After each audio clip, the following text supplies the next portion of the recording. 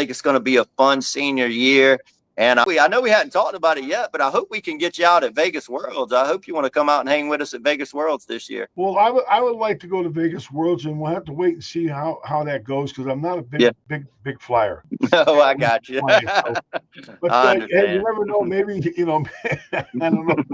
My wife would like to take a drive out there again, because we've done that one before. So, yeah. But Vegas is a really good time at that World Tournament. Everybody's there, and I've done there, worked there, and I enjoyed it. I enjoy it. I know a lot of people there, but that's a great event. That's the granddaddy of them all. That's the way I was always brought up with softball. You played your season, and then at the year there, you played for all the marbles. And that's the one you want to play for all the marbles, and you want to win that biggest. That's marble. Right. I tell people all the time, you can win all the worlds there is, but when it comes senior softball, you got to win Vegas. If you don't win Vegas, it's kind of like in golf. If you don't win the Masters, you didn't win the biggest tournament. And then in senior softball, if you want to claim to be the world champ, you got to win Vegas. That's the way it is.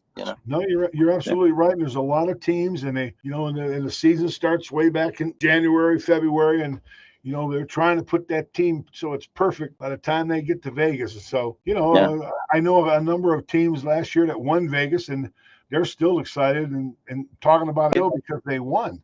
And so when you win that big one at the end of the year, that just carries you through that funky winter time, like up here in Ohio. You're trying to get through this bad weather, man. You got to be thinking about, next year, man. Boy, wait till next year. So, the guys up here, they're in the batting cages at D-bats and places like that.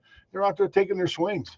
And even though you're a senior, I still think that batting practice is the best way to zone in your swing.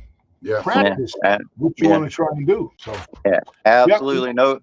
Nobody works at it more than Dave and those guys. They hit, once, twice a week. And I've seen them in Vegas. I've seen Dave and the guys hit with him have huge success.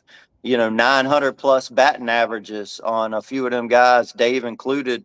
And I'll tell you, I don't think people realize how hard it is to hit 900 in a 30 at bat event. I've probably only done it a handful of times in my life. I've played a lot. Hitting 900 is, a lot of people say they've hit 900, but doing it in 30 plus at bats to hit 900 in a limited home run tournament where the ball out there, you can't hardly touch it without it going out the park. So you got to be a base hitter, a skilled hitter.